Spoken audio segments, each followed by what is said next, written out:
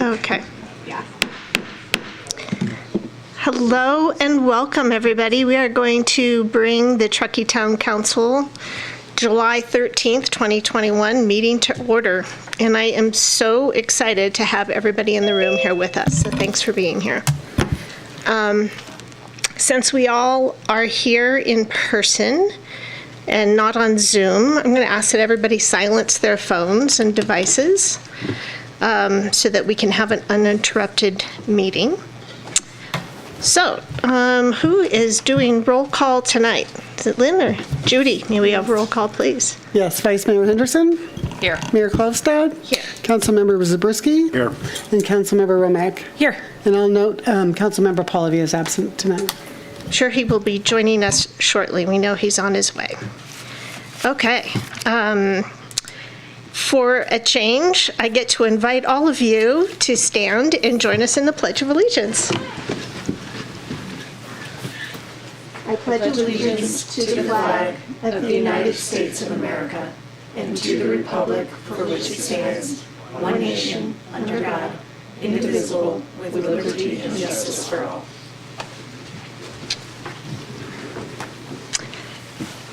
Thank you.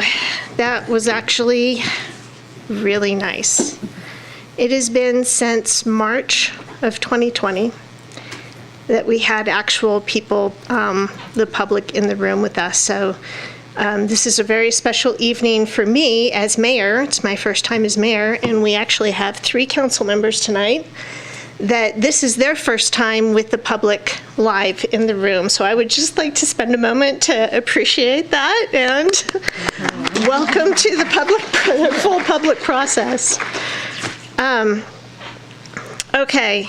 And with that, it is a unique opportunity to kind of reintroduce our community to our in-person public process. And so I am going to spend a little bit of time kind of just preempting and talking about the Truckee Way and what our public process means for us and how we like to practice it. So I usually don't do this, but sit back, relax. We're just going to talk about Truckee's public process and the Truckee Way.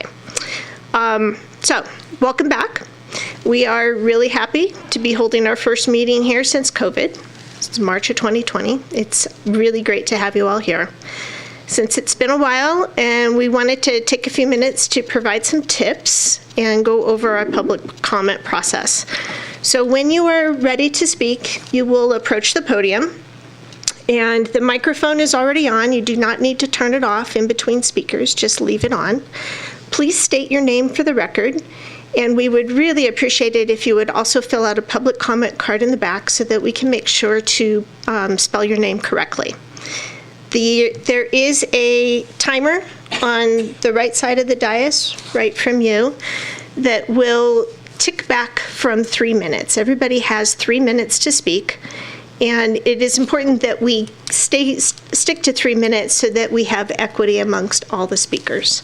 So it will count back from 3 minutes. When you have 30 seconds remaining, it will turn yellow, and then a buzzer will go off and the microphone will shut down. And that is controlled automatically. So just to understand that when you can time yourself and kind of try to wrap things up when you see that those numbers turn yellow. We understand that it's been a while since you've been here, and we know that speaking can be, public speaking, especially on live TV, can be a little bit intimidating, but we really want to encourage the public to come and be part of this process and support you in being successful in your public comments. So to participate, and we want you to participate here and in all of our commissions, and we're actually really excited. We have several public meetings coming up about Innovate Gateway and GPAC and several other things, so we invite you to be part of that. And all of these same processes and procedures will apply. So, and mostly because we really value your opinion and your feedback, so we really want you to feel successful in this. So my recommendation is get up there and take a deep breath and speak as clearly and concisely as you can. The more specific and clear you are, the better we can understand your thoughts and opinions. And this is really helpful for us because I am up here taking notes so that I understand exactly what you're trying to say and trying to get us to understand. Please address your remarks to the entire council because we do serve the community as one body, so not to a specific council member or to a staff person. Please remember to listen with the intent to understand to everybody's comments because we are seeking collective understanding and support.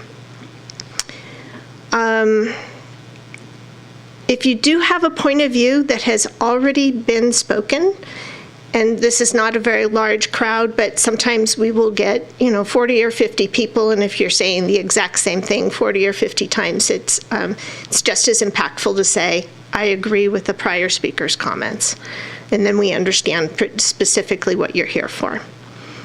The council will not respond to questions during public comment because these, during a general public comment, because these are not agendized items. And in order to preserve the integrity of the Brown Act, we will not comment or deliberate on items that are not on the agenda. If you're making public comments that is something on the agenda, we may refer to staff to answer a question, or we may provide that answer ourselves. So just please keep that in mind. Welcome, Council Member Pallavi.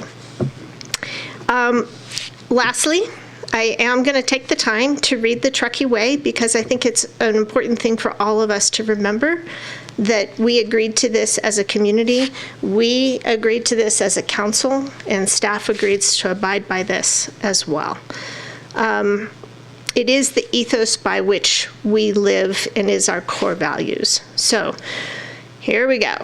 The Truckee Way.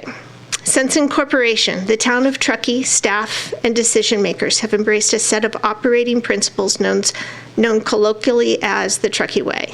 The following provides the essence of this philosophy. We will treat everyone and their point of view with respect, courtesy, and fairness. We will approach issues with creativity and innovation. We will conduct ourselves and the town's business according to the highest ethical standards. We will encourage the free exchange of ideas and information by open and honest communication. We believe that non-adversarial dispute resolution results in the most effective community decision maker and employee involvement in the town and its future.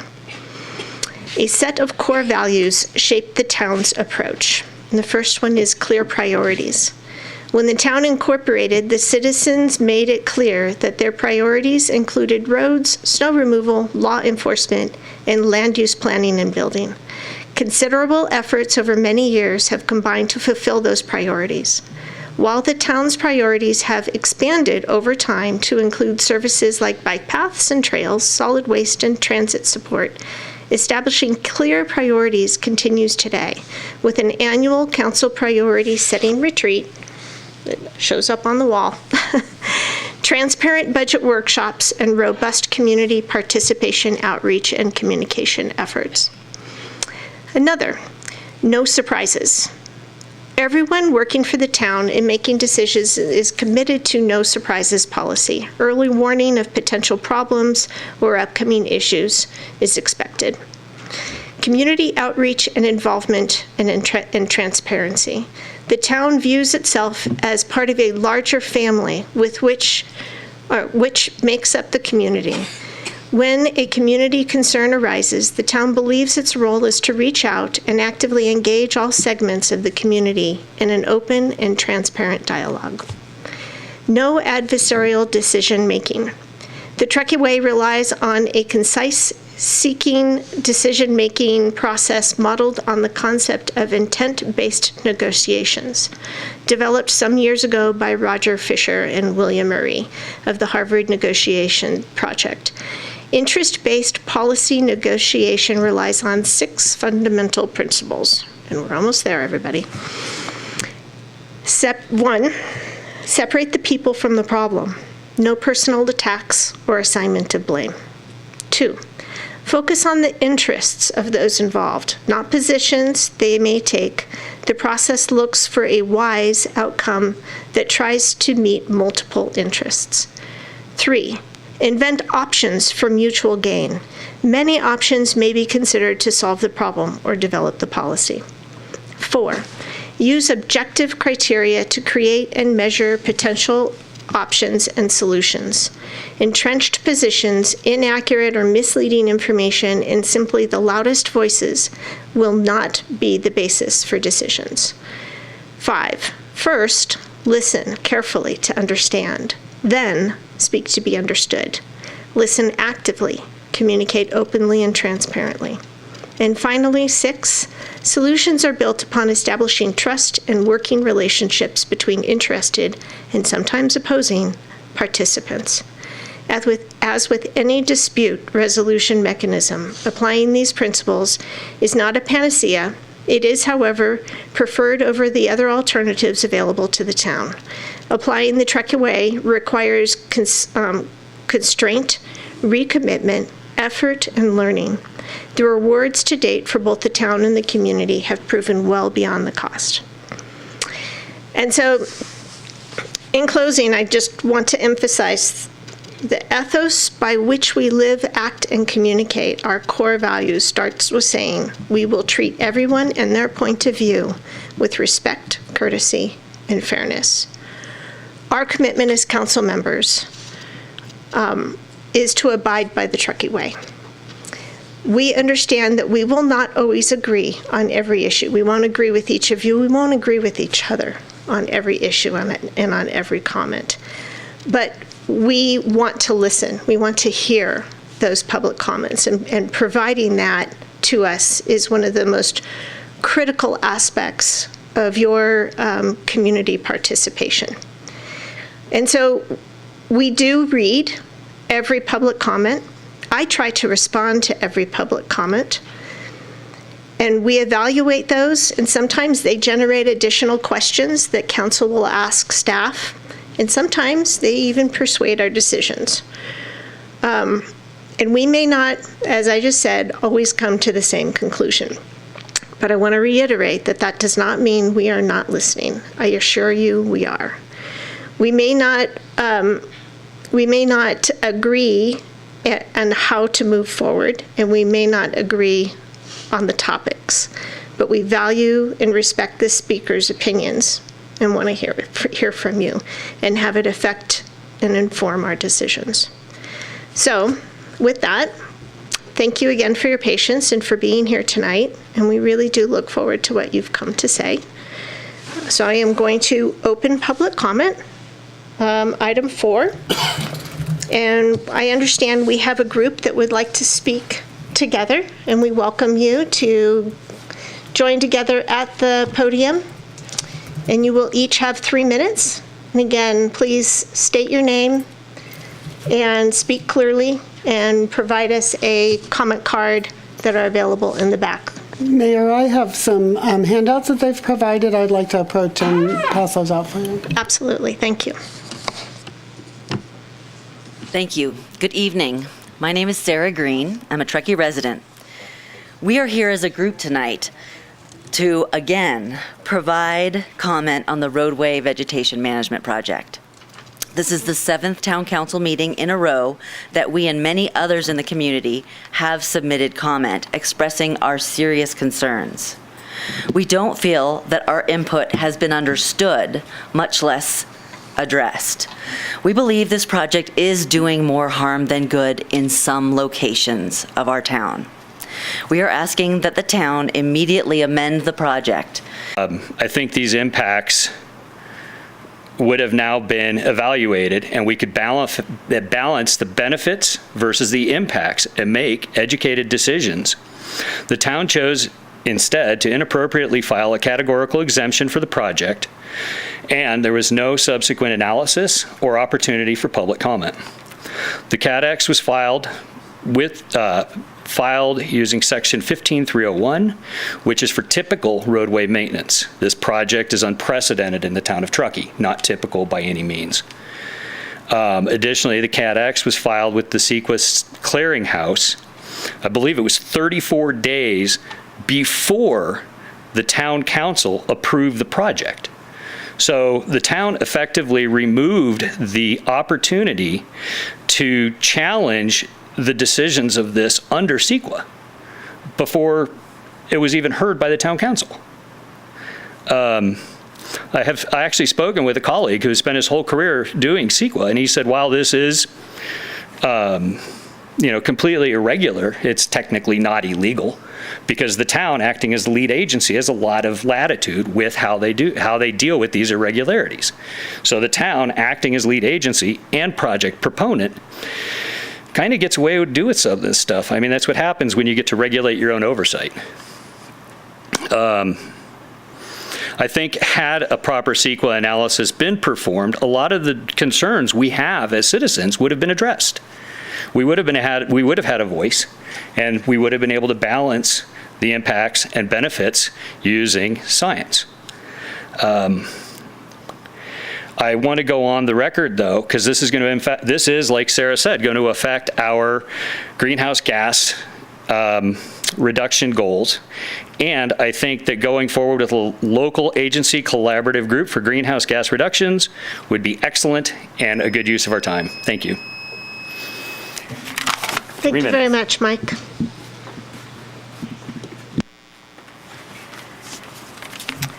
Hi. Oh, I don't know if you'll be able to. You can hear me.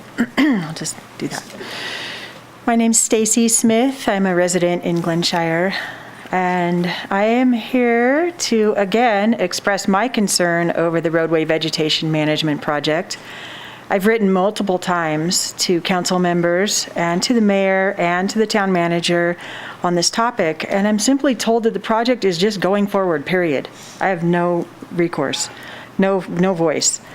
Many others and myself really believe that this project needs to be reevaluated and assessed by fire science experts. I have maintained trees in front of my house for 15 years. Their bases are 1.5 to 2 feet into the town's right-of-way, but there's 8 feet still between the outside of the bike lane and my trees. And I keep them cut back and irrigated so that they're not close to any area of travel or egress for bikes or cars. There's never been a shortage of snow storage in that area, so that doesn't make sense. There's enough room for 3 cars to drive abreast on Glenshire Drive in that area, actually all of Glenshire Drive. So in an emergency situation, I don't see how that would be a problem. The trees provide shade and screen from busy Glenshire Drive for my family and my animals. Many birds call them home, and they help mitigate the heat island. I was out there last night, and in the evening sun hits those trees and they shade the road and it cools down. It's so much nicer. And that heat island is more extreme each year. I've driven the roads in Glenshire and seen some of these properties that have been devastated. It makes me cry.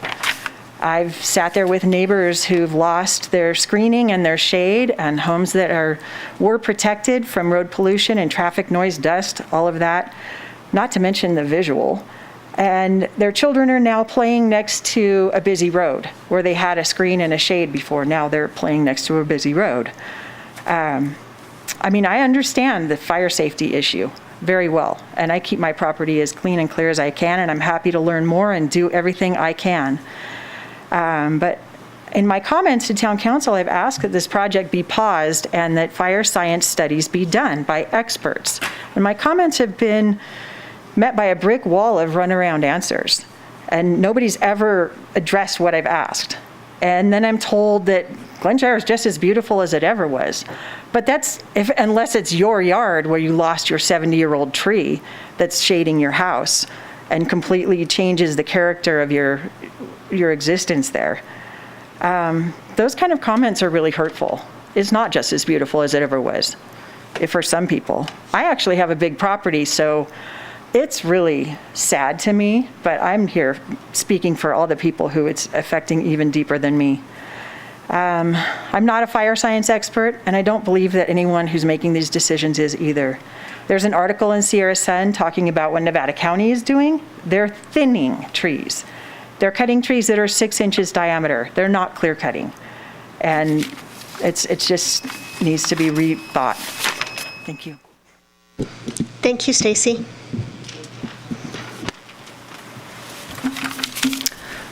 Hi, my name is Linda Ferguson. Thank you for having me here and listening.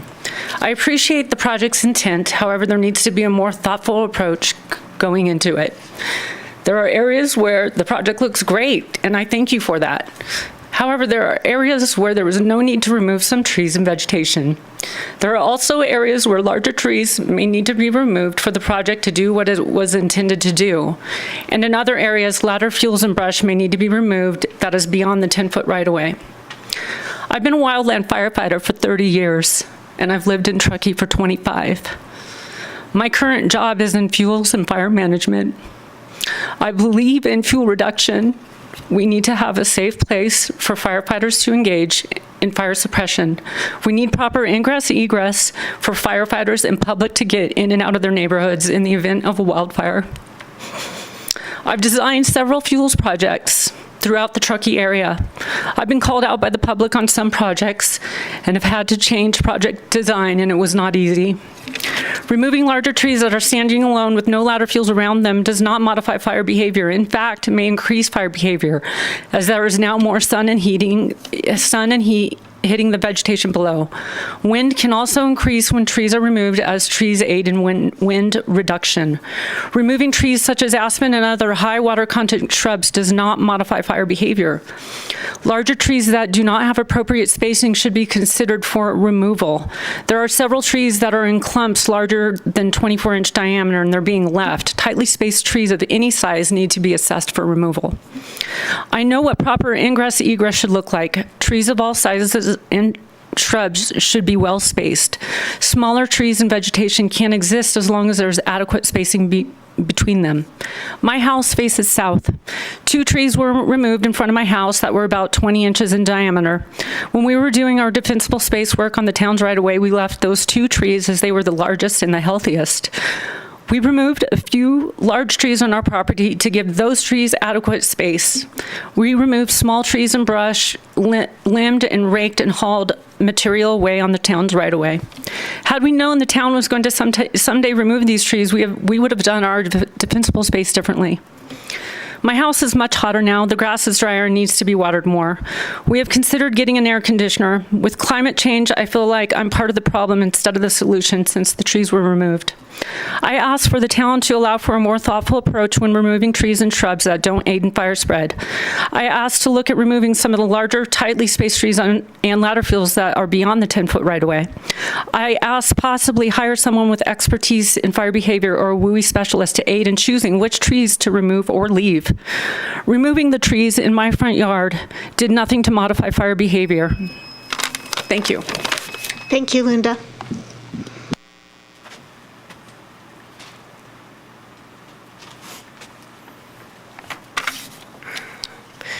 Okay, hi, my name is Susie Charnay. I'm just speaking as a member of the public tonight.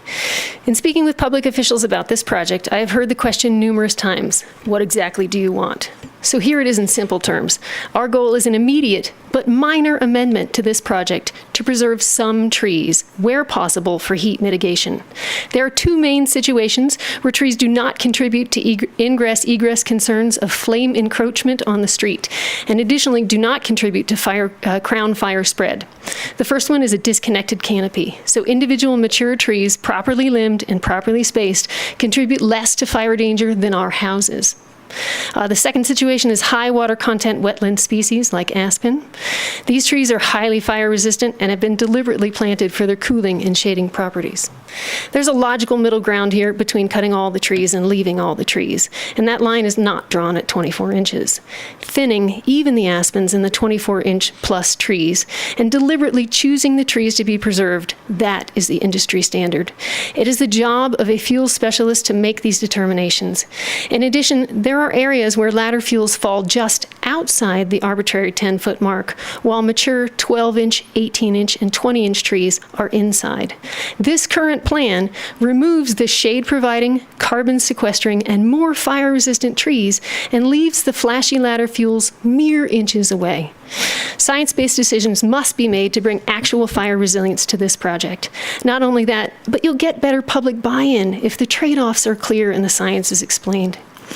In the latest issue of Moonshine Inc., there are 3 additional reasons listed for denying a site-specific course of action. The first one is added snow storage. Due to global warming, this is a problem of the past. This is not a proactive solution for the future. The second one listed is easier road maintenance. But this ease comes at the cost of hotter streets, hotter homes, and ever-increasing greenhouse gas emissions. The third reason listed is reduced threat to utility lines, which doesn't make any sense. The utility line clearing project is a completely separate, state-mandated project. It's not funded or undertaken by the town in any form, and it's irrelevant to this project.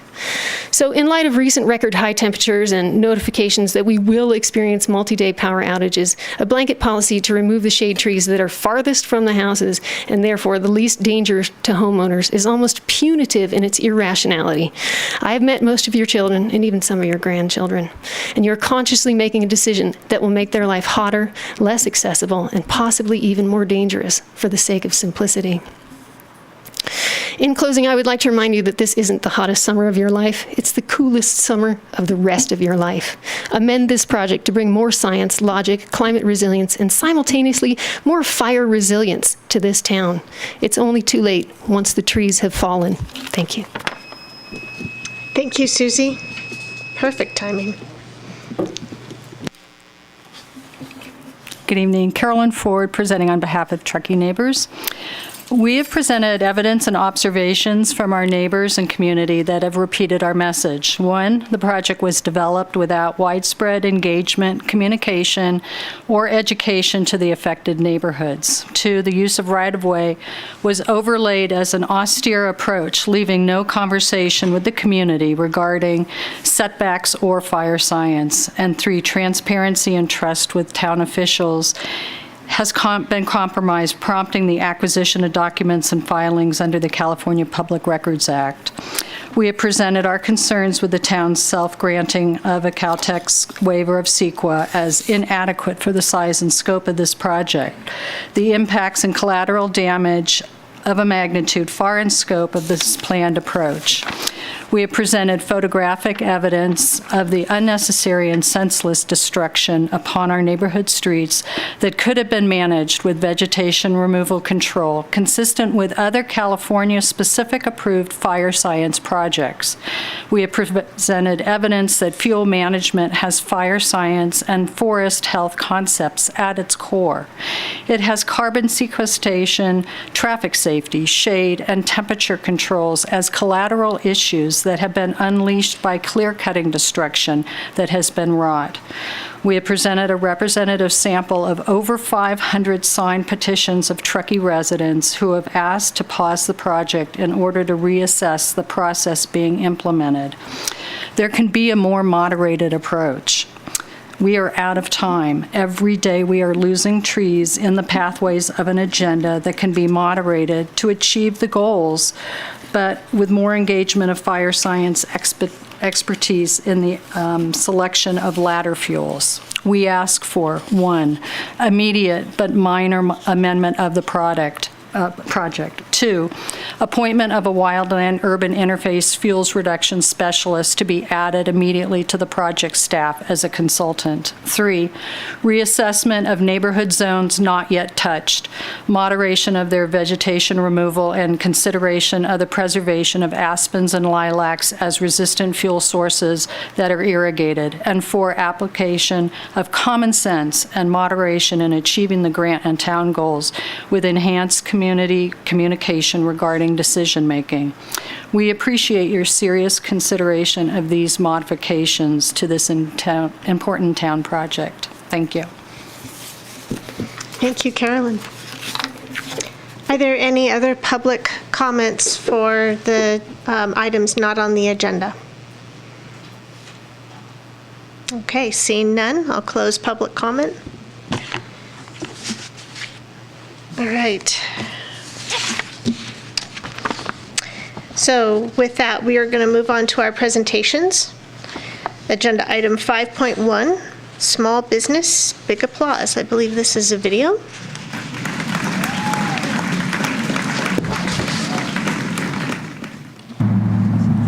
Good afternoon. We're here today with Patty from the Cedar House Hotel, and we have our Small Business Big Applause Award. And this again is a COVID Appreciation Award, and we really wanted to acknowledge Patty and the Cedar House for all their commitment to following the COVID protocols. They shut down during your busiest time, or one of your busiest times with the holidays when we were back in lockdown, but kept all your employees on payroll from what I understand, and really did the right thing to help stop the spread in our community and get us back reopened. So we wanted to thank you and give you this in acknowledgement of that, and being good partners in the community. Thank you, Jen, and thank you, Town of Truckee, for selecting us to receive this. I think it's really appropriate that we receive it on the month, our anniversary month. We've been here for 15 years. We opened up May 2006. I guess it's true, time flies when you're having fun. But we really appreciate the recognition that our team, the hard work and the resiliency of our team, it has been a challenging year, but it's also been a good year. And I accept this for our entire team. They're truly my inspiration to continue to be creative and productive for another 15 years. Well, congratulations. Thank 15 you. years is amazing, and it's beautiful here. If you haven't had a chance to come see it, come check it out. Thank you. Hello, we're here at the Coffee Bar down on Jaboom Street, and we have Jen and Georgia and Annette with us today, and we're presenting the Small Business Big Applause Award to say thank you to the Coffee Bar and the entire team here for all your perseverance this last year with COVID. It's been a difficult year. Everybody's had their own journey through the past year, but we didn't receive any complaints from the Coffee Bar in terms of COVID compliance. You've just been really good business partners to have in the community. So we wanted to say thank you, present you with this award, and wish you the best as we come out of COVID and you can reopen in the way that you've designed and planned to reopen. But we're excited to see your business prosper, and we're glad you have 2 locations here. You've been here for 10 years now. Yep. So that's amazing. Congratulations. Thank you. Pass this along. We just want to say thank you. We couldn't do it without our local community. Everyone really supported us during COVID, came in when there really wasn't a whole lot of tourists to be found, and just really wanted to say thank you to everyone in Truckee that supported us through this past year. So this is also for you. Definitely want to say thank you to especially our team. The team here has been absolutely incredible, and we couldn't have done it without the hospitality that we've been able to maintain. We love our guests. We love them so much, and we're very grateful. Thank you. And to kind of repeat, thank you for all the locals that came out during the shutdowns and during the quarantines that helped us stay open, and thank you to my team that just had my back the whole time and did a really good job. Yeah.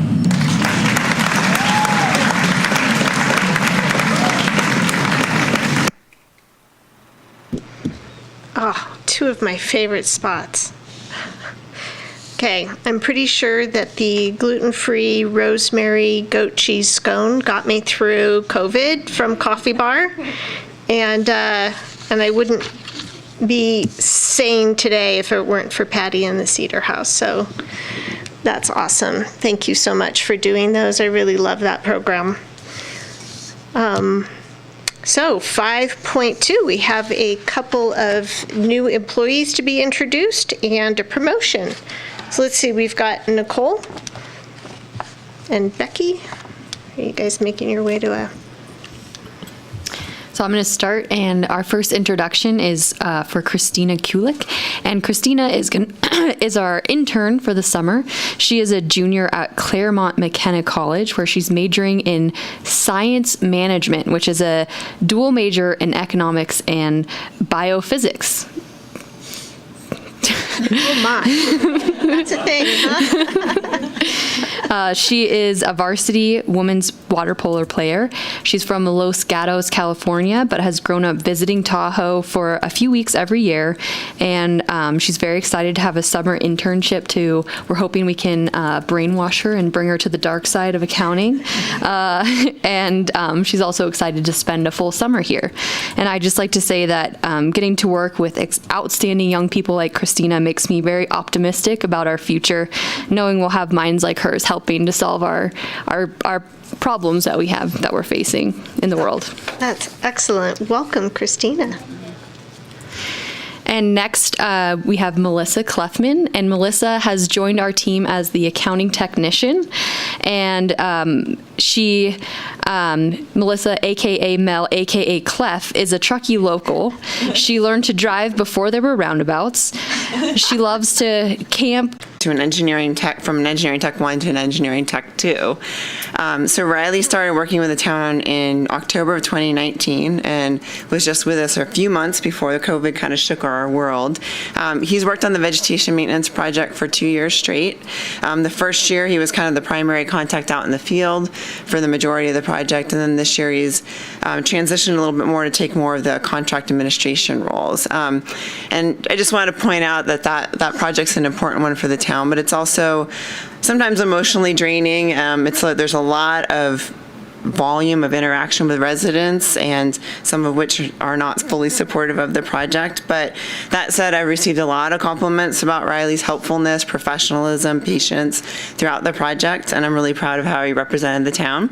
And in addition, he has become really proficient in all his tasks: GIS, residential plan check, managing our MPDS permit, which is no small task. I mean, the document's like this big. So, and just in general, he's got a great ability to learn and adapt. And so with that, we feel it at the Mountain Housing Council, and there's not a day that goes by that we don't see it in our communities, in our businesses, on social media, with our neighbors, with our employees. And as important as this data is, it never moves fast enough for some of the challenges that are very urgent in our community. So we acknowledge that as you look at this data, it's data, and it's true action following data, and it's true strategy that guides that action.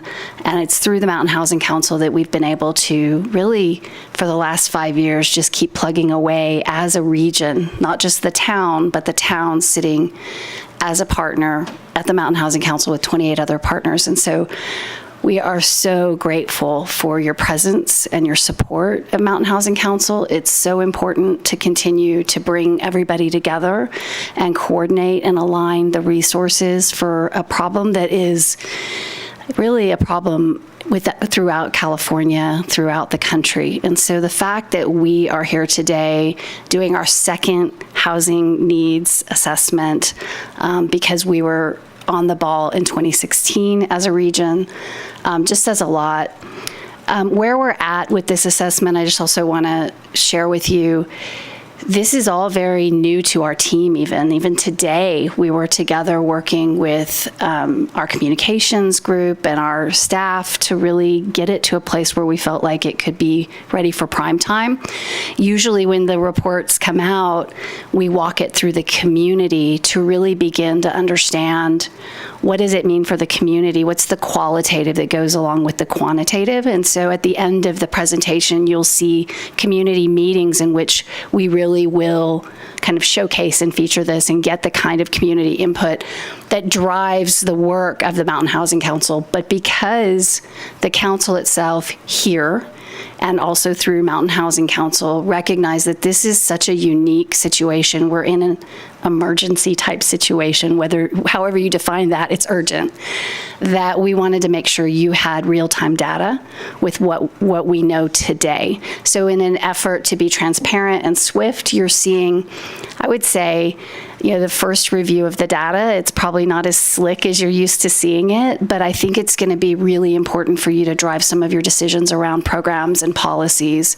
And so I just wanted to acknowledge our partners with SBC and EPS and Design Workshop, and say that our Mountain Housing Council partners are very excited to continue the process of gathering community input behind what you're about to learn today. So thank you so much. Thank you, Stacy. And so it's Jake Craner, right? Yes, can you all hear me? Yes, we can. Welcome. Great. Thank you for having me. I'm not sure where I am in relation to you all. Oh, there it is. Okay, great. Well, thank you so much for having me. Just a quick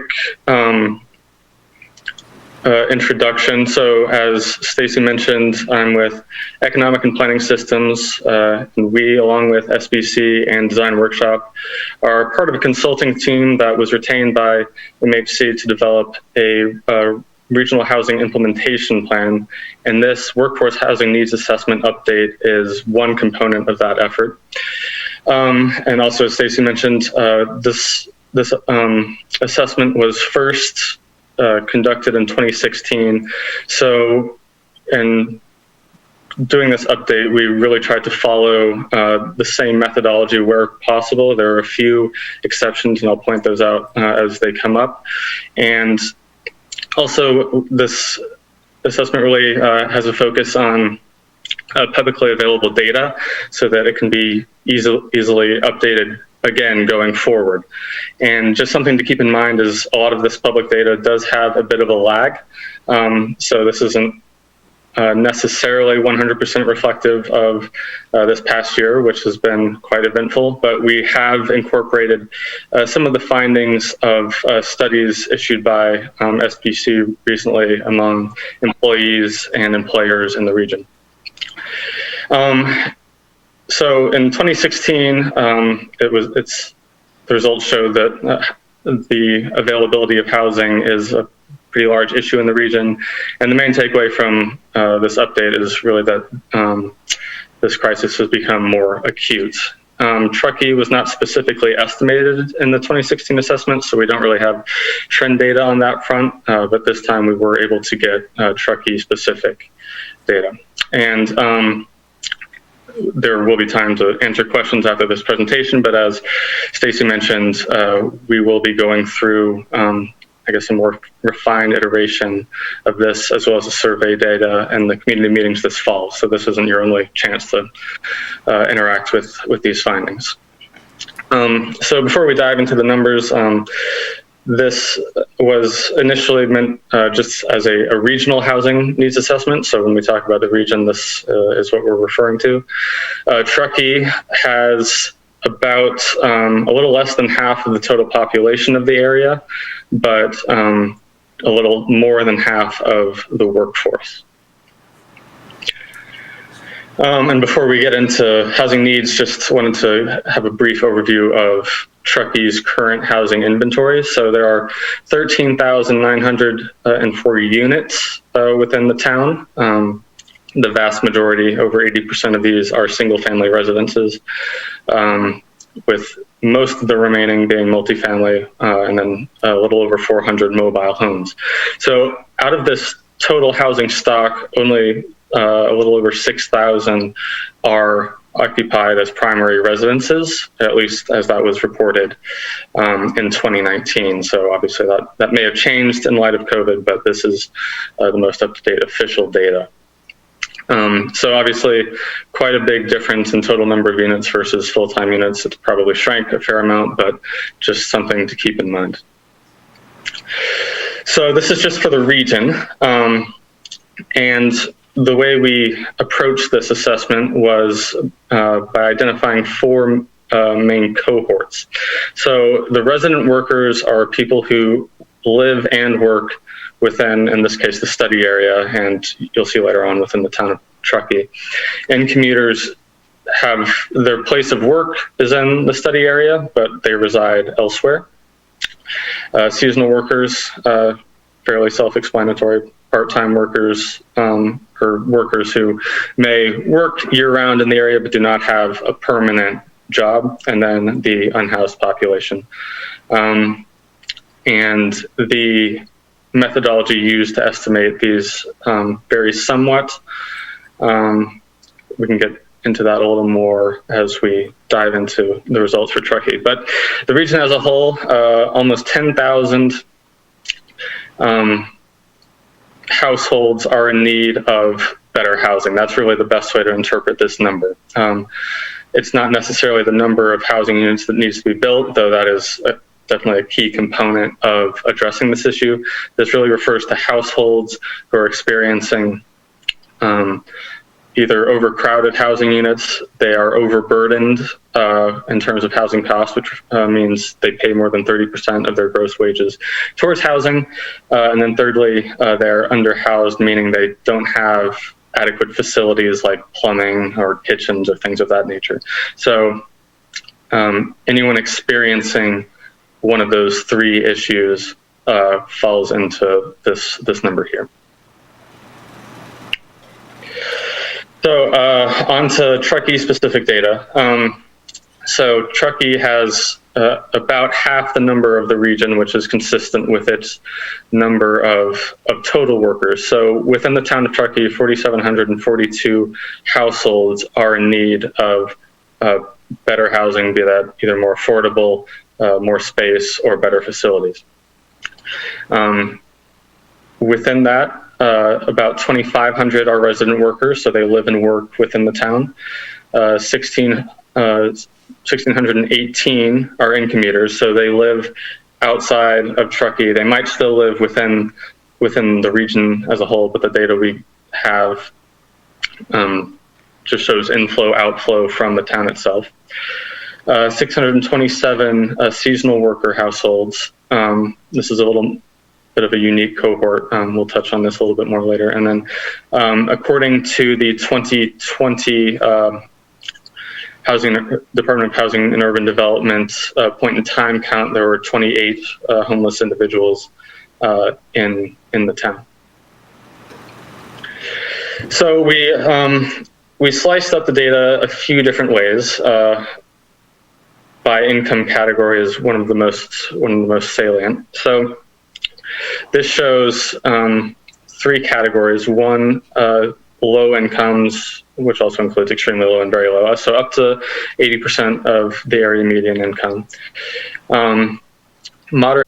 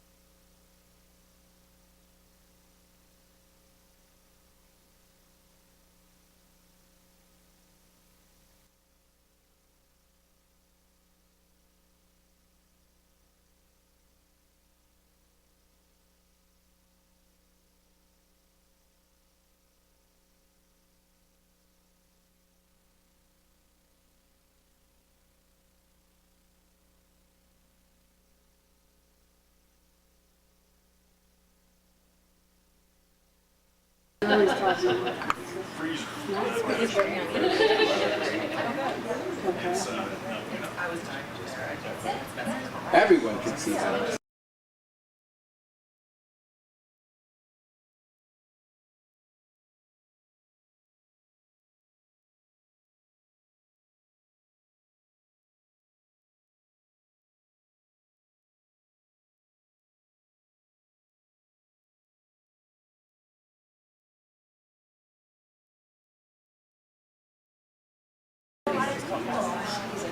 So we're back.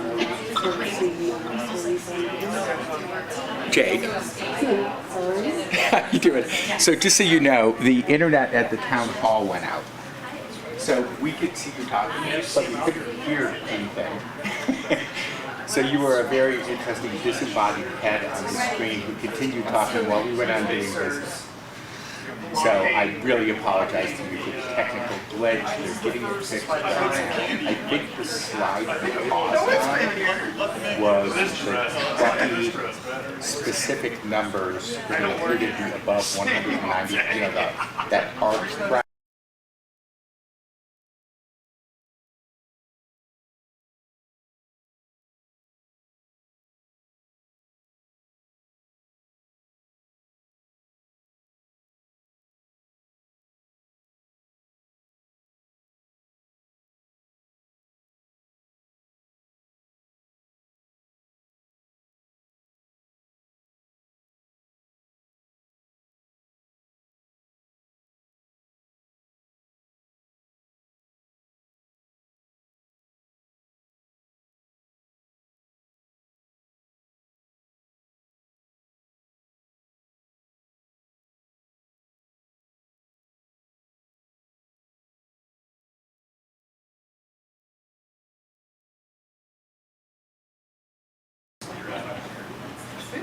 Go get your food.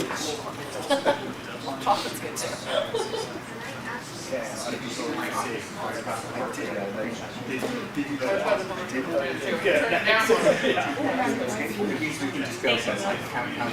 We're on it. So the other thing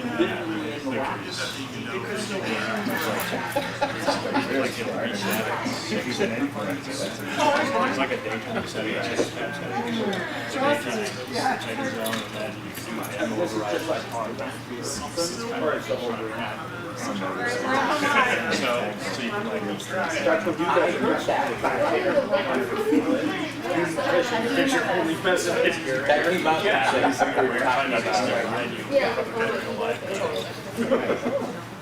Once in a while we'll reset.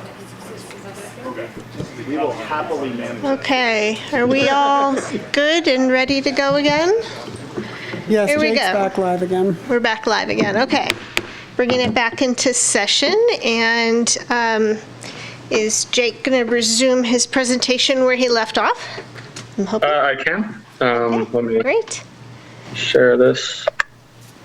So I guess, tell me if this is the right slide. That's it. You were just finishing that. Yes. Okay. Okay. I don't know how far I got, but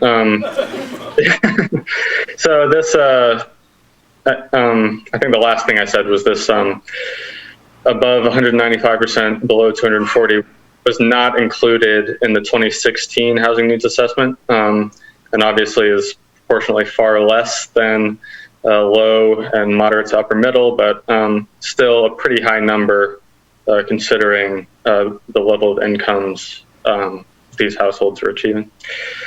Okay, so in addition to income category, we also looked at need by unit size. So the way we did this was we assumed that each household facing inadequate housing would willingly occupy the smallest available unit. So that's why there's so many studios, is because there are quite a few one-person households that do not are an unmet need and do not have adequate housing.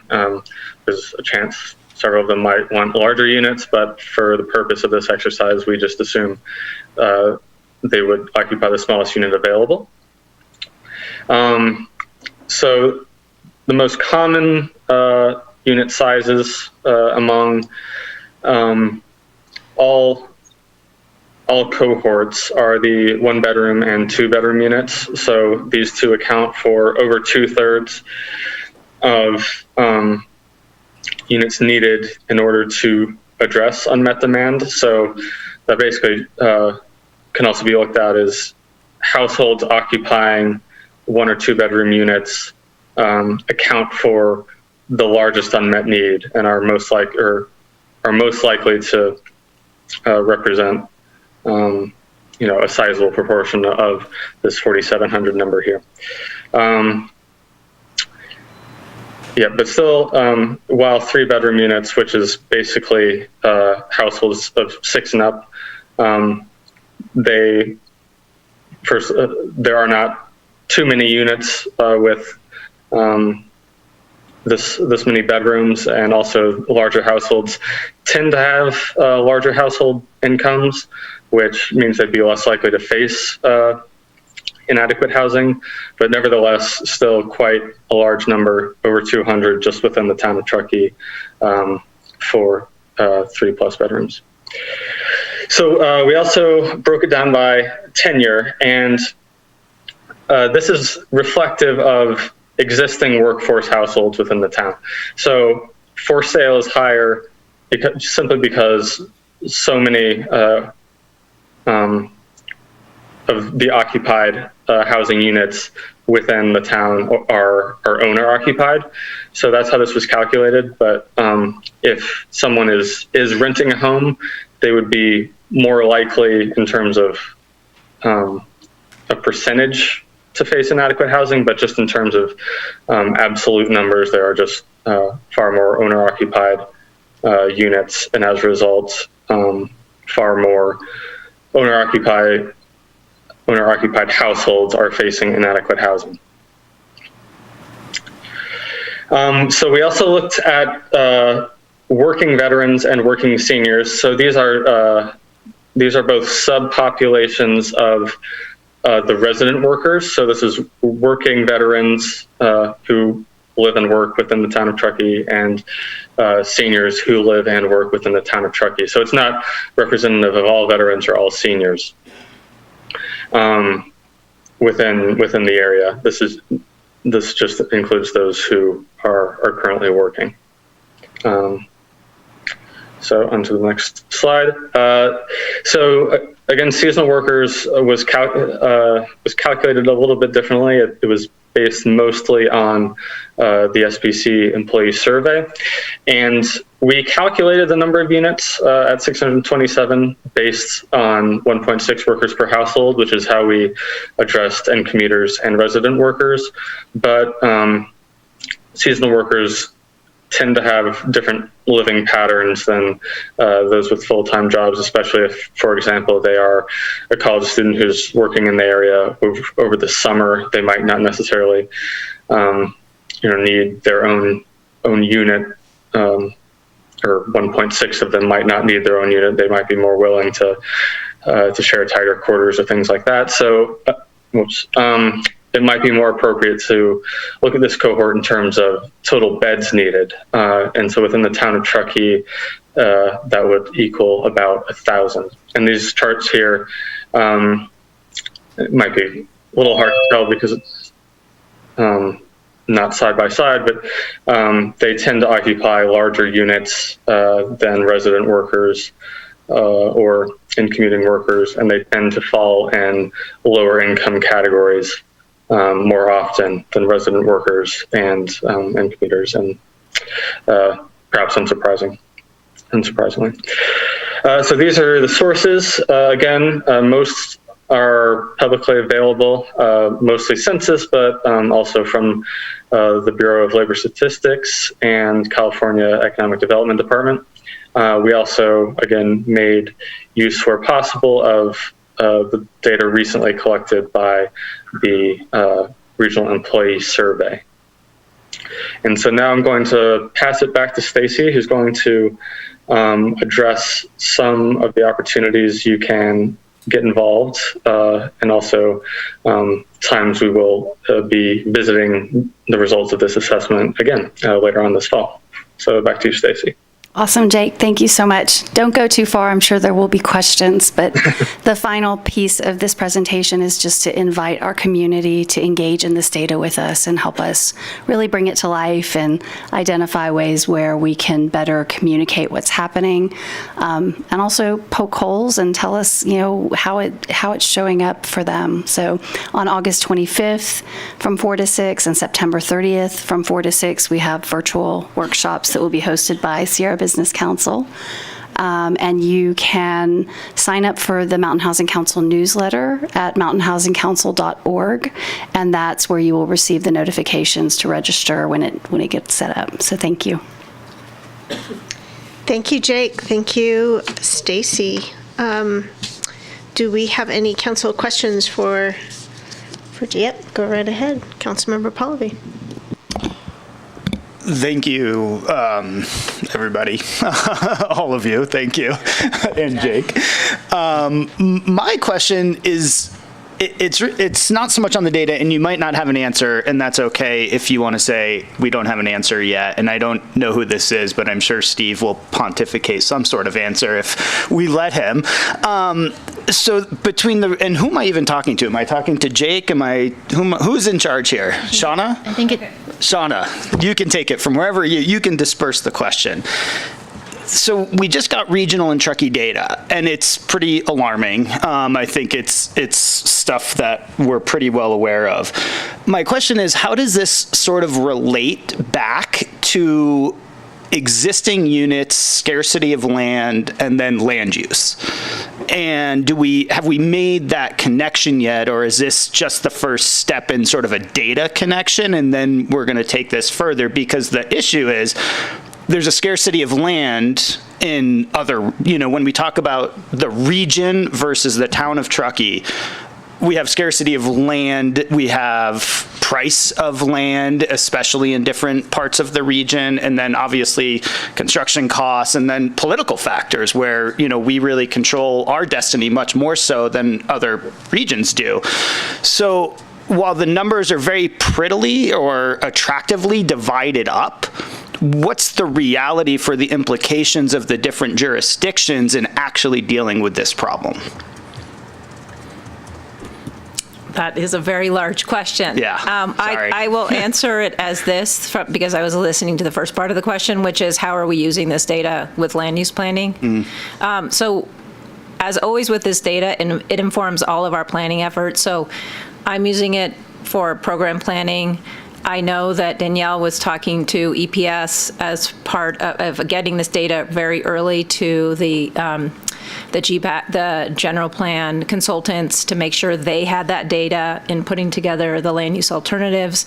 And so I'm hoping the answer to your question is that this data is available for us to apply to the various things that we're using. And then the larger question as far as the political and all of the other things, I think we just got it, and it's informing how we're thinking about all of the programs we're doing, including housing programs and land use planning. And I don't know if anyone wants to add anything else. And I guess I'm just wondering, when, as the different intergovernmental agencies start to interact with this data, are we going to be able to start talking about, hey, here's your responsibility? Are we going to get to that level of assignment at some point down the road and take responsibility for that, and or pay somebody else to take that responsibility? Yeah, and as was explained in the beginning, so this is part of the Regional Housing Implementation Plan, and phase 1 is understanding the needs today, and then the next thing is to create a tapestry of who's doing what to address that need, and laying that all out so we can collectively look at how we're going to respond to this need. We may potentially not respond to all of the need. We may set a target based on the need that is doable. And then how are we collectively going to address it both together and then individually? And how does that all roll up to start to move the needle? Thank you. And I think that was a perfect segue to sort of where we're headed. So I appreciate that. Yeah, and I think it's right on. I mean, I think it paints a pretty challenging picture ahead of us. And I don't have any further questions. That was just really my only question. Thank you. Thank you. Other council questions? Councilmember Zarisky. Yeah, I have 3 data questions for Jake, if he's able to answer them. And what they go to is not the presentation so much as the prior preliminary assessment report, the one that's marked June 2021. Jake, do you happen to have a copy of that handy? I do not. Okay. I can see if, let me know which parts you're. Sure. The first one is on page 5. It's called Housing Needs Overview. And this is from the 2016 report? No, June 2021. Okay. Just to be clear, it's the same data that was presented in June to Town Council. It was just a brief overview of the same data that Jake is discussing this evening. Great. Thank you. That's Tara, right? Hi, yes. Hi. Yeah, Tara on the line. So, yeah, Jan, if there's any questions, I can pull up Great. The PowerPoint. Yeah. Page 5 of the report, the update.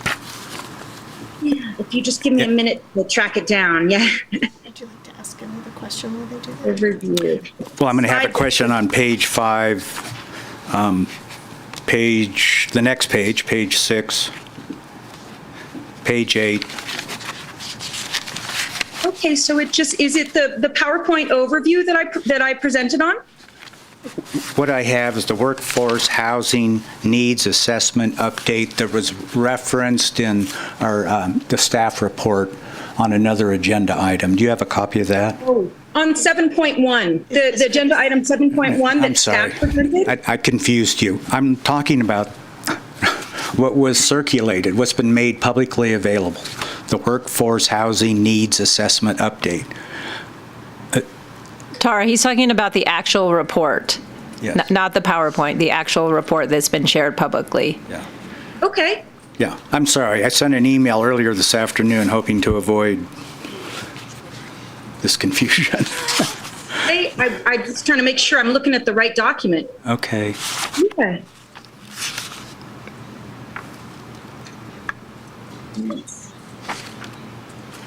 Just make sure I'm getting this right.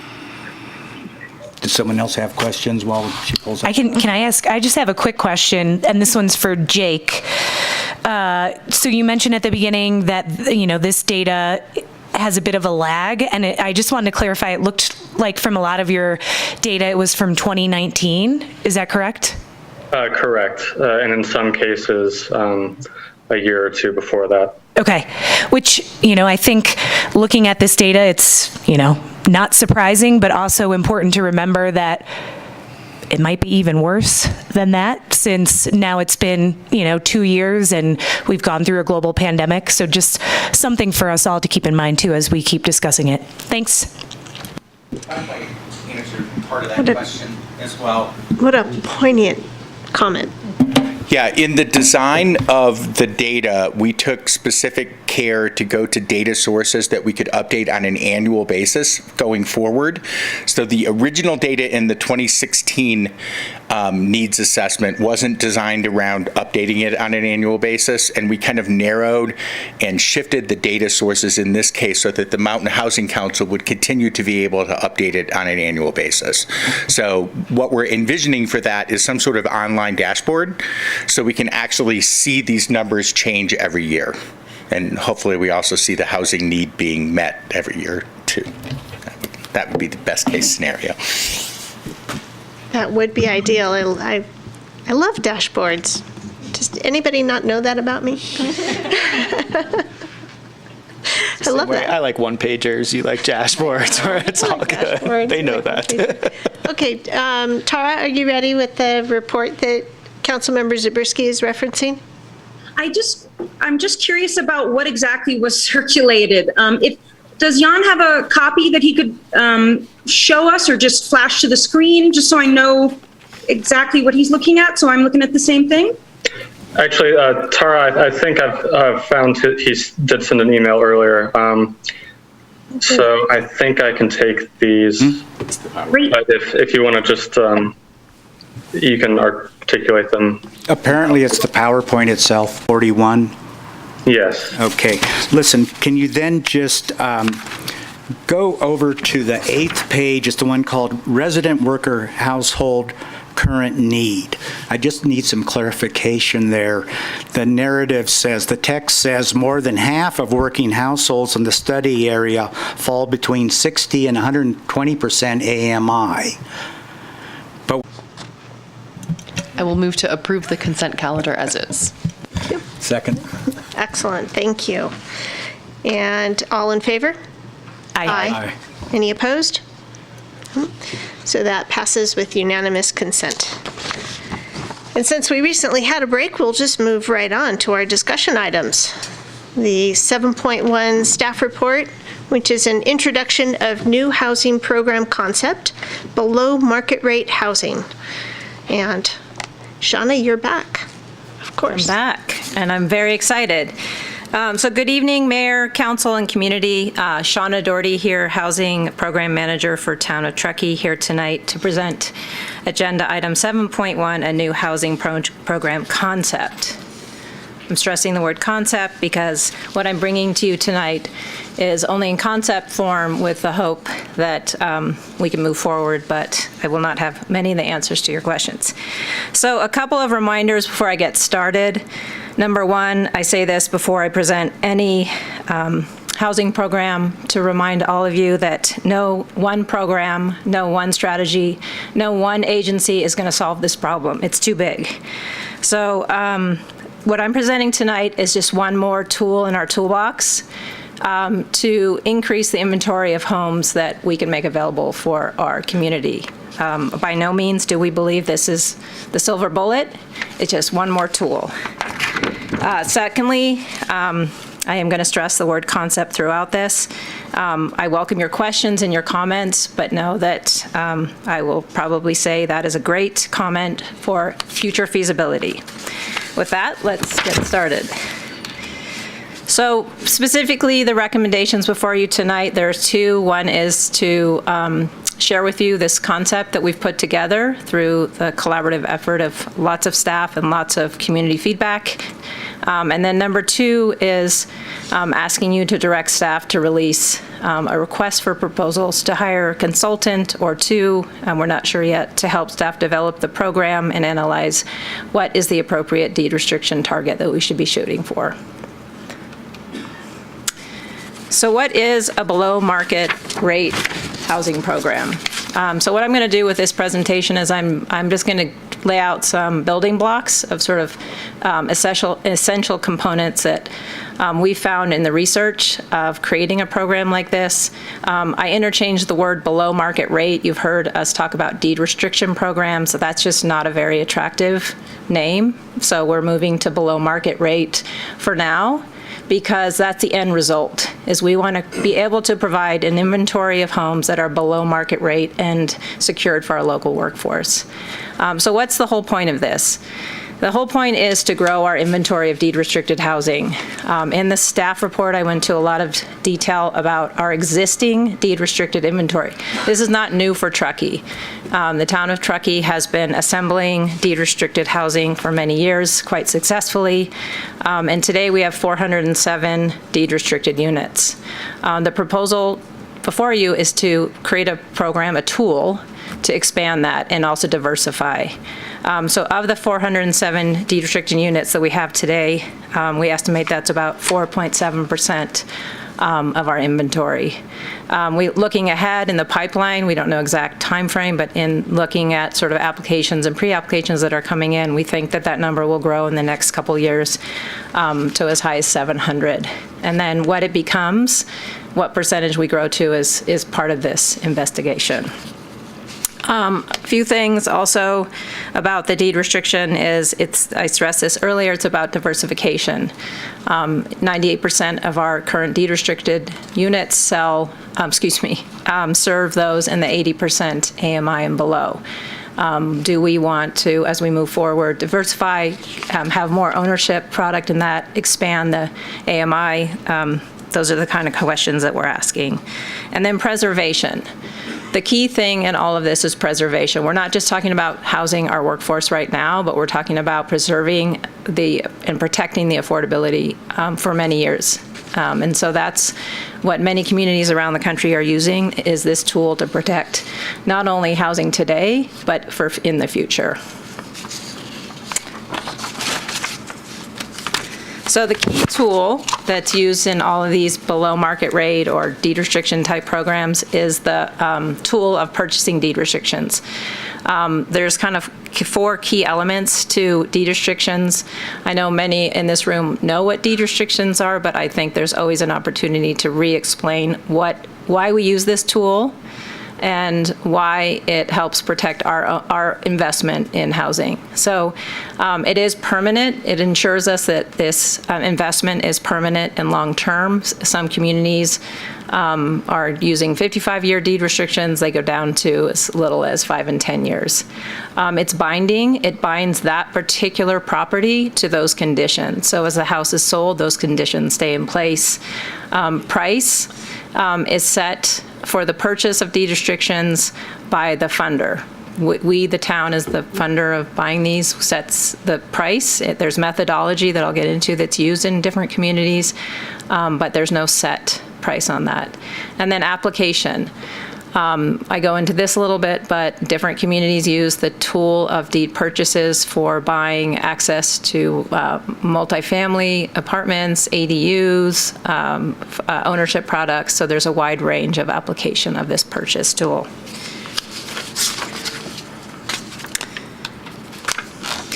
So to bring to you this concept, we did research I've been looking at BMR deed restriction programs for years, but specifically for this presentation, looked and talked to a lot of communities and how they're designing their BMR and their deed restriction type programs. Colorado is obviously the lead in this. They design all of their housing programs based on deed restriction targets. And that is how they do everything. Placer launched their program yesterday. I just got a text from Emily that they launched their preservation program yesterday. And then I talked to some communities in the Bay Area and Sacramento. And as we move forward, if you were to approve moving forward with this, we would do a deeper dive into the research. But just know that what we're bringing to you today is based on some research. Some themes did emerge. The application and type of home. So what we saw is for the ownership products, most of the products that are in the programs are condos and townhomes. If you look at Vail, Colorado, and I think it's $10 million that they've spent to date, I would say 95% of the product are townhomes and condos, based surely on the fact that those are just more affordable. The application, I will say that for the smaller below market rate programs like Davis, Folsom, some of the ones in Novato, they're really using more of a traditional model that you're used to where you're buying deed restrictions from homeowners trying to get into homes. When you get into more robust programs like Vail, they're going out and buying a swath of units from a developer, say, 20 units from a market rate multifamily developer, or they're buying, if there's a community with 200 ownership products, they're buying 40 units from that particular developer. So just different applications of the tool. The deed purchases in 3 communities. Again, this is something that would be unique to Truckee. We would hire a consultant to help us come up with our own pricing and our own methodology. But I do find it interesting that Jackson, Vail, and Mammoth and Placer are all using that sort of 16 to 18% purchase price based on so it's 16 to 18% of the selling or market rate price of the home to price their deed purchases. Conditions, those are the deed conditions. They're generally fall around AMI, uses, meaning can you short-term rent, can you sublet, how long do you have to live in the house for before you can sell it, those types of things. And then resale appreciation caps vary, but it seems that 3% is pretty common.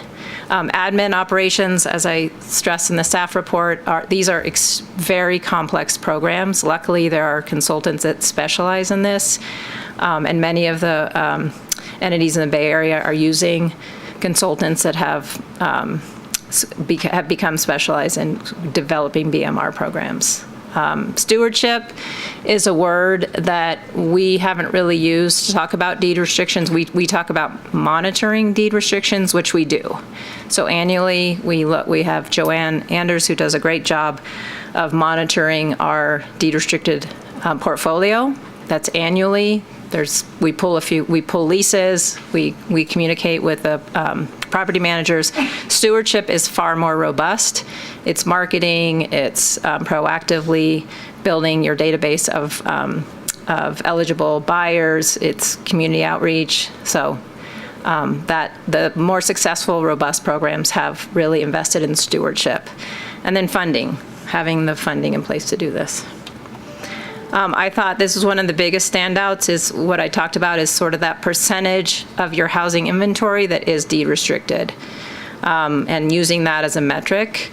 And is there a industry standard that we're going towards? It's up to us. So up from Telluride, who's 30%, and you can see all of these, but it's just interesting to start to look at a deed restriction program based on here's where we're at today and where do we want to go in 5 years. So that's sort of the nuts and bolts of the below market rate program and deed restriction programs from the research, and sort of highlighting some of the elements of a program. And then what I wanted to do is just sort of roll through how this might work on the ground. What I want to stress is that everything that we're putting forward is based on sort of what the opportunities that we're seeing presented. So we have projects that are sort of pre-application. We have projects that have been approved, and this tool is really being tested on how do we apply those to the projects that we're already seeing in our community.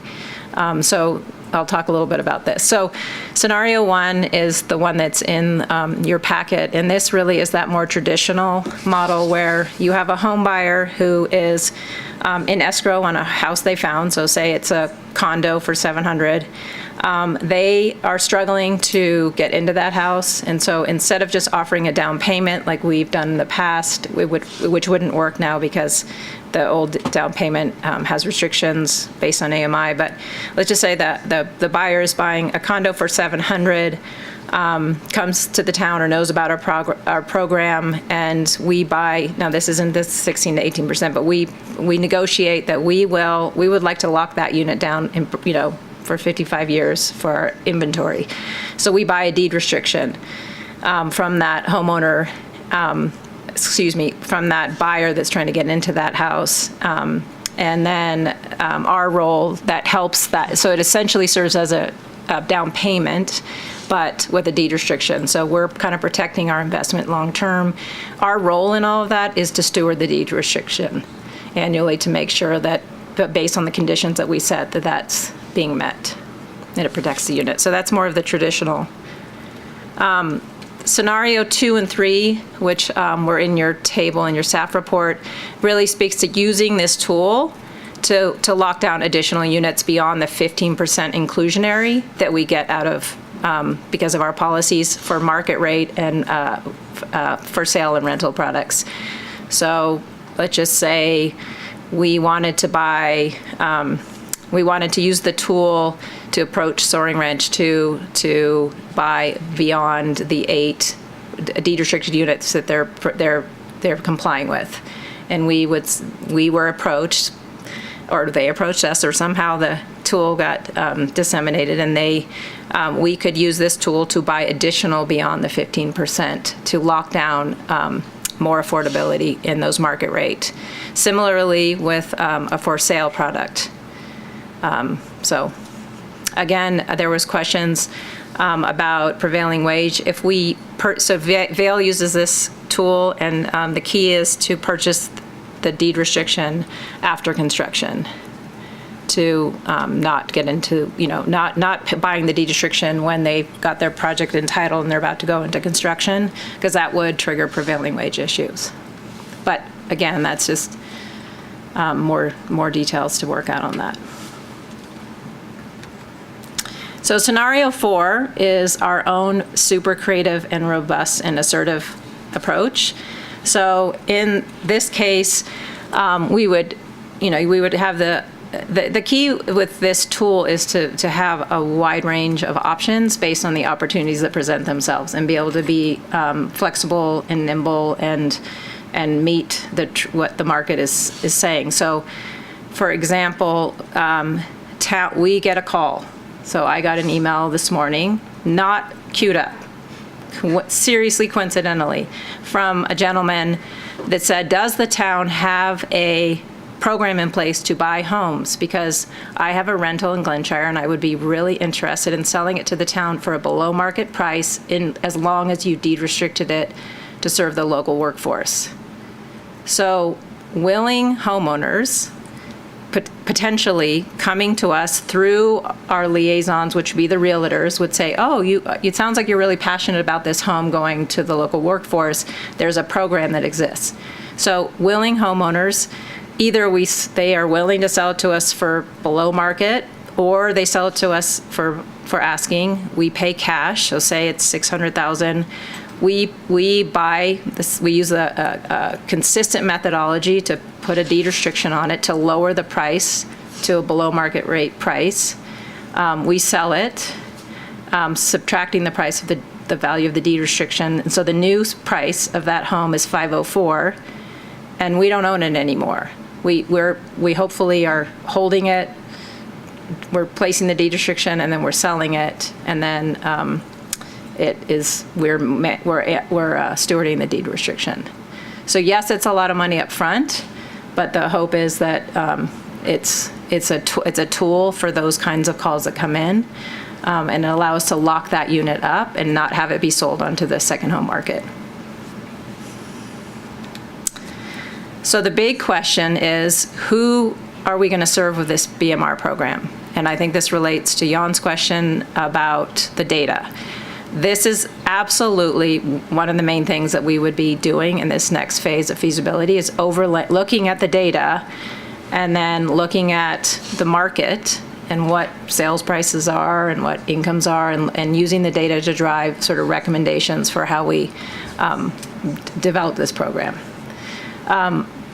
I did say in the staff report that this program is sort of focused on that, on the teal zone, so the 80 to 160. But I think it's such a flexible program based on what opportunity gets presented to us.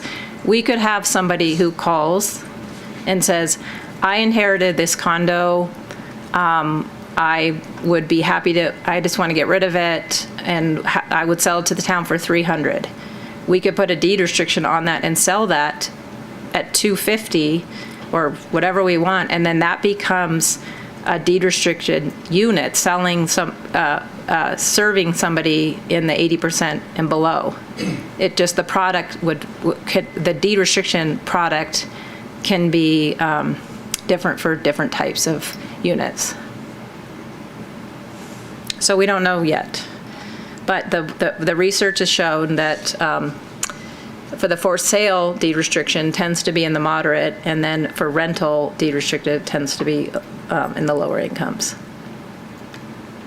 I did put this in that it's good to know that regionally there are other programs happening, so we're not, the idea is that one day if a buyer was looking for a deed restricted housing unit because that was their price range, there would be an inventory that covered the region, not just our little Truckee, but they would go onto a website and there could potentially be listings throughout the area. So these are the last few slides. This hopefully looks familiar to you. What we're asking council to consider tonight is just some feedback as we, if we were to move forward with hiring a consultant to further develop this program, including our methodology for purchases, what types of housing, what AMI we would be serving, what kind of conditions we would put on the deed restrictions and so forth. Some level of conversation around what your priorities are, what your priorities are not, what maybe all of them. And so I summarized sort of the 4 scenarios that we're looking at, and I talked about those earlier in models. So option one is the workforce home buyer who's trying to get into a unit and needs help, and so would use the tool as sort of a down payment assistance. Market rate developer is option 2 and 3, either of multifamily or ownership. Again, I have no idea what we would pay for a deed restriction on an apartment. That I don't know yet. So, but I was showing the comparison how the tool sort of the price of the deed restriction sort of stays as you move through different scenarios. In the attempt that our goal would be to try to come up with how do we commodify affordability, right? How do we create, when people say, hey, I'm doing this project, what can the town give to me? I would like to have it would be so nice to have a tool where we can commodify our investment to protect that affordability. And then the fourth option is the idea of the town purchasing homes from willing sellers and then turning around and selling them at below market rate with a deed restriction. So these are the questions that were in the staff report to kick off your deliberations. What we're looking for as from the staff perspective is what are your priorities for this program? What would you like us to prioritize? Of the 4 options that you saw in that table I just showed, would you prioritize those? Would you do all of them? Do you want us to further explore the purchasing one? And then are there other strategies not listed here that should be considered? And are you having sort of strong opinions about the AMI at this point? So I'm just going to piggyback off of that and reiterate that the council has a number of options tonight. So you could, as a council, by consensus, say, this is an interesting concept, understand it's a concept, staff, go work with a consultant and the community partners and come back to us with a program. We're not going to give you a lot of parameters. We want to see what creatively can happen. Or you could choose to go in a little bit more detail. We do want to make sure we stay at a fairly high level, though, so we're not too restrictive in what a program would look like should you choose to want to pursue a program. So I think that's actually your first question is, are you interested in pursuing a BMR program in some fashion? Maybe you could start the conversation with that. I thank you very much for kicking it off there, because I think that's very important. This is a high-level discussion on a concept for a program. So thank you for validating that. And what I also want to say is we're not up here to design the program. We're here to decide whether or not we're going to hire somebody to help us come up with ideas that will then be brought back to council to consider. Right. And as I said in the very beginning of the staff report, we just didn't want to get too far down the road before we came to council and said, thumbs up, thumbs flat, or thumbs down. Yeah. So that we stopped and said, let's go, like we're starting to get excited and get all this information. We need to stop and check in with council and see if you even want to move it forward. And so that is summarizing what Jen just said. Yeah, and that's perfect. And we clearly have a lot of interest in this based on the number of questions that we presented to staff. I think there's a lot of support and excitement on council about this issue as well. So with that, we will kick off our questions, keeping those things in mind, and then we'll come back in deliberation and try to answer these 5 specific questions. First and foremost, whether or not we are interested in having staff pursue this concept. Where do we want to start? Yes. Yes. Sorry. Councilmember Pallavi, no surprises there.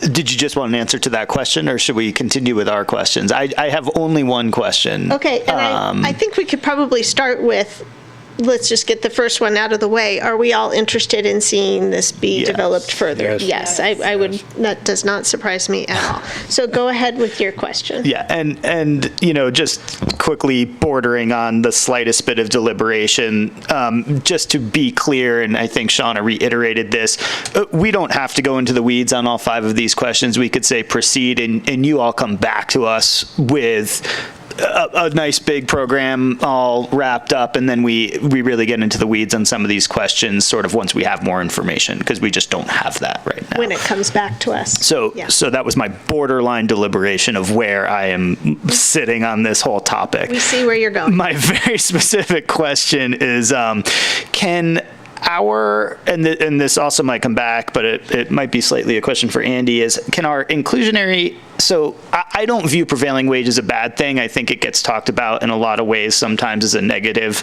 aspect. It is what it is, whether it triggers or not. Can our inclusionary, but what troubled me was Shauna's statement based that we would have to do it post sort of development agreement, and we wouldn't be able to necessarily agree to something like that at the front end, right? It'd have to be secondary. So that's sort of the question. And can we then build on our inclusionary housing ordinance to say, we have X, which is our inclusionary housing ordinance, and now we're going to layer another piece of it, which might be, not only do we want X, but we also would like, 4 deed restricted units for anything 0 to 50, anything 50 to 100 is another, whatever that layering is. So can we do both, or do we have to split it up, and how would that all work? Okay, let's work through this a little bit. And at the outset, let me say that prevailing wage is not necessarily a bad thing. I mean, I think everyone supports people being paid a living wage. Yeah. The complication with prevailing wages can be because construction trades wages are pretty high here, but it's all the other stuff like the apprentice program and the fringe benefits stuff